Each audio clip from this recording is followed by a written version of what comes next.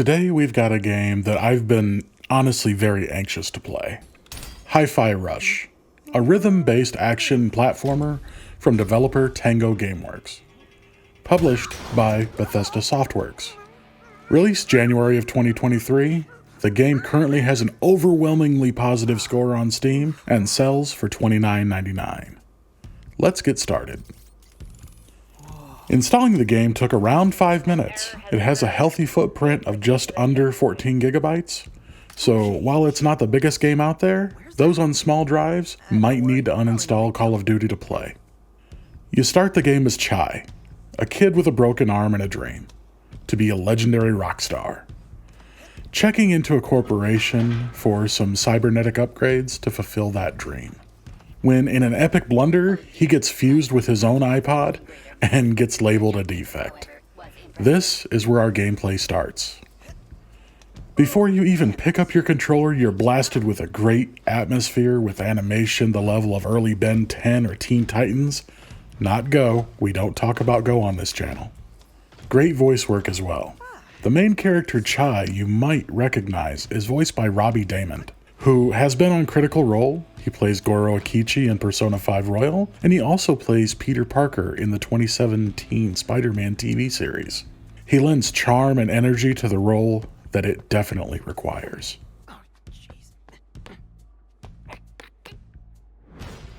Once you're given control at about the 5-minute mark, you're introduced to the rhythm-based combat system, where if you're on beat, you find yourself hitting harder, better, and able to survive a lot longer. While I love music and can hold a tune, apparently I have issues keeping a beat. But I'm eventually able to grasp it and start getting really into the game. I gotta say, this hour flew by for me. I was just sitting in my chair jamming with the beat, just wailing away at the baddies as I mowed them down as best I could. For this video, I turned on streamer mode, so I got to experience the soundtrack that's safe to broadcast without fear of a takedown. So I'll play again for the full experience. Before I ramble on too much further, let's get into the ratings. Gameplay, 4.5 gems. Once you're able to jump in, you're flying. The music is the key to the game. Everything matches the beat, which you're able to see from the very beginning of the tutorial areas. Even the lights in the background keep with the beat. There's visual cues all around you, the world feels cohesive, and the stylish combat style gives you a great feel.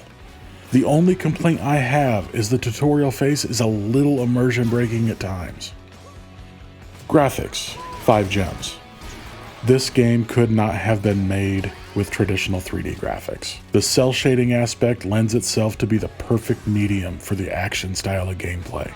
Fluid movement, almost Devil May Cry levels of stylish combat, and very showy animations as you rocket through the levels.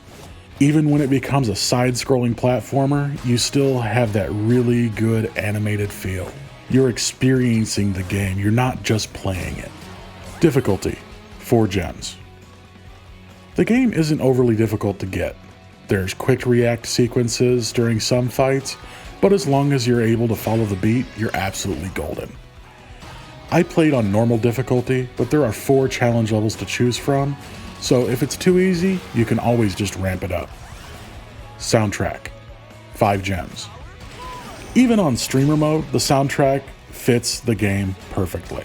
You can feel the music as much as you listen to it. You can tell the care that the developers put into making sure everything was perfect. I, for one, cannot wait to play this game offline so I can experience it with the full soundtrack. Immersion, 5 gems. You're transported directly into the world. You don't play, you're here to experience it. I haven't been this excited to continue playing a game in a very, very long time. When my timer went off, I'm glad my microphone wasn't on or I'd have to edit out plenty of expletives just to keep the video up. I got completely lost, and I'm sure if you play, you will too. Overall ranking, 4.75 gems. This game is near perfection, but my mind might change after I play some more. But I can tell you right now, dear viewer, I would bet all that I have that I will not be disappointed as I continue. My thoughts. This game is amazing. I have no doubt in my mind that this game is a contender for, at the very least, best soundtrack for a game, if not a contender for Game of the Year. I haven't had this much fun playing a game in the last decade, and I have never been in a situation where I had to decide to go over my limit or stick by the rules of this channel. Sadly, I stuck by the rules. Playing this game, you'll lose time wondering just how an hour went by. The bright, inviting atmosphere, the killer soundtrack, the great choices in voice acting. The developers here built an astounding experience to be had by all. If you haven't yet, you absolutely should play this game. The question is, should you pay the full price of $29.99 to play this game? This is the easiest answer I've ever given. Yes, a resounding, unequivocal yes. I cannot foresee anyone having a bad time playing this game. If it's on sale, you just won the lottery with the level of excitement I'm trying to convey for you. If you like games like this, you should also look out for the Devil May Cry series. The combat is stylish and the visuals are great.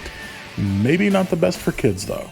If voice work is maybe more your speed, I would definitely look up the Persona series. 4 and 5 are currently available on Steam.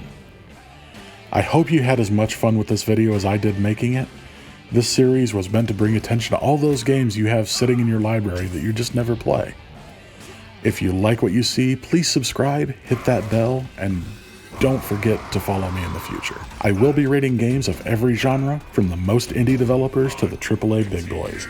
If you have a suggested game for me to play, please leave a comment down below, and I'll get to it as soon as I can.